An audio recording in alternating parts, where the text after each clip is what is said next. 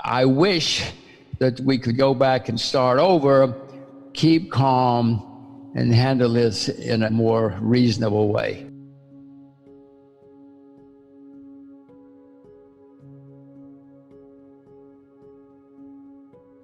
The politicians are printing staggering amounts of money, spending staggering amounts of money. Every day in Japan, the Bank of Japan goes, the head cranks up the printing presses, prints money as fast as he can. I mean, the U.S. is the largest debtor nation in the history of the world. And look what we're doing, another few trillion. I mean, I feel sorry for everybody in the U.S. I feel sorry, my kids, young people in the U.S., Robert, I don't know how they're gonna cope. In 1920, the UK was the richest, most powerful country in the world. There was no number two. And then they started doing the same thing. You know, they went nuts, and now the UK is not even in the top 20 anymore. Still there, but the standard of living compared to what the UK had then and now is dramatic different. So I feel sorry for young people in the US. I feel sorry for you and me, but I certainly feel sorry for young people. A few months ago, politicians or media or somebody started overreacting, and now the whole world is closed down.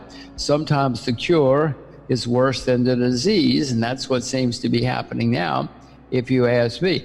Do not think that I'm saying it's wonderful to get the virus. Do not say I think it's wonderful to be sick or to die. I'm certainly not, and I'm in the age group which would be most vulnerable. But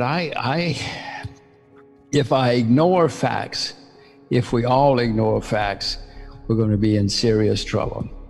Asia has a less bad situation than the rest of us because they don't have the huge debts. Japan does, but most Asian countries don't have the gigantic debts that the West does. Japan is now in decline.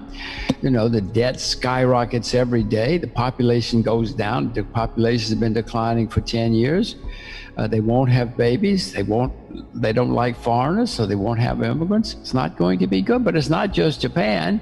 Western countries, you see what's happening in some Western countries now. Even Germany, Robert, even German cities, some of them are in trouble now. Yeah, we worry about Illinois. Germany, you know, when I was a kid, there was nothing sounder than Germany or Switzerland.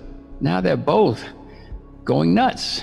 So do you have any words of wisdom or prophecy or encouragement or?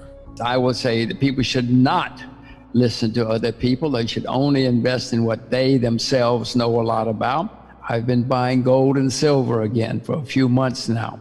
I own a lot of US dollars. I just gave you reasons that the US is in trouble and getting worse. So you will probably say, why do you own US dollars? It's unsound, but I own it because in times of turmoil, people look for a safe haven.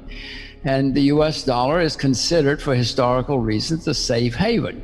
And then you look around and not going to buy the euro or the pound or other things. So I own a lot of US dollars. It's going to get overpriced. It might turn into a bubble, at which point I hope I'm smart enough to sell and put my money somewhere else. You know, looking at the world from where you see it today in the world economy, do you have any suggestions on how a person prepares for this brave new world we've just entered? What they need to do is become knowledgeable about what's going on. You must, in 2020, become knowledgeable about what's happening out there, because it's very important, especially now. As Robert says, this has never happened before. Once you become knowledgeable, then you're going to say, oh my God, then you're going to get worried. Then you're going to get extremely worried. And once you get extremely worried, then you will start to prepare and get ready.